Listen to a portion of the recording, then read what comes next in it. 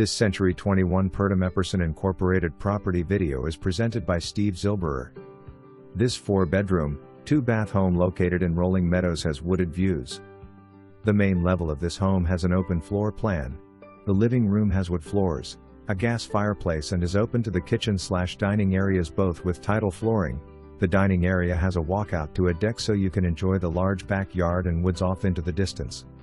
The main level also has the primary bedroom, with large windows, full bath with jetted tub. One other bedroom on the main level also has large windows. The lower level has a family room with wall of built-in shelving, and a walkout to a patio area, 2 large bedrooms, bath with shower, nice laundry room, and utility room with lots of storage. This home has an attached oversized 2-car garage and has been updated with newer heating.